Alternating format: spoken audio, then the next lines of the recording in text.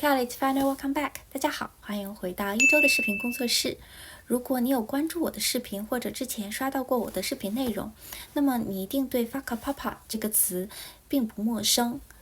尤其是在上一期内容我讲过 Ko-I-O， 也就是我是谁这个概念之后，我越发的觉得 Whakapapa 这个概念的重要性。它也让我重新思考我是谁，以及我与这个世界的关系是怎样的。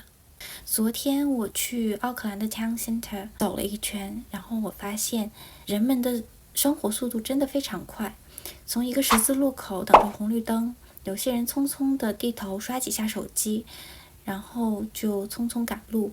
奔去他们要去的方向。现在的人们生活节奏真的很快，像我们这一代 Generation Z 到接下来的 Generation Alpha、Beta， 我们都生活在一个节奏的潮流中，社交媒体上永远刷不完的信息内容，每天不知道要赶着在做什么，向前冲，但又很少停下来往回看，开始思考这个问题。在我匆匆忙忙的生活中，我还记不记得我之前的样子？小的时候发呆时天上飘过的云，还有离家最近的那条小河，它到底叫什么名字？它的名字的来由是为什么？我有没有在我生活里面给自己腾出一点点空间？然后我又慢慢回想起小的时候老人口口相传的童谣和神话传说。在科技发达的今天，那些传说也是祖祖辈辈总结下来的智慧的结晶。比如说我记得小学课本里有专门的一单元在学谚语，就有类似像蚂蚁搬家蛇过道，大雨马上就来到的这种。如今这个时代可以轻松被打开手机看一眼天气预报替代的信息节奏中，人们已经很少想去了解这些谚语了。这些一句句流传下来的谚语和顺口溜，它的背后正是人与土地的关系。那时的人们慢慢的生活，慢慢的观察，听风看雨。像我这一代人从来都没有见过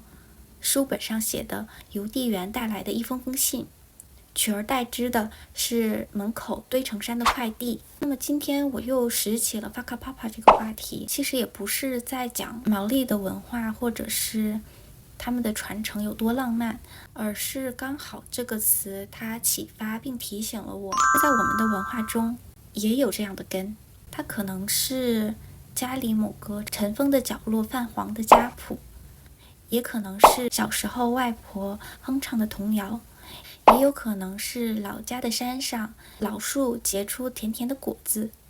或者是沿着小溪流到井里的甘甜泉水。那么这些看起来很小很小的东西，在我们生活身边，我们和这个世界的联系也慢慢的塑造着我是谁这个概念。这也就是我为什么经常说我的山我的水塑造了我是谁。那么这期视频就到这里了，如果你也喜欢我的视频，别忘了点赞关注，我们下期见。Ka kite ano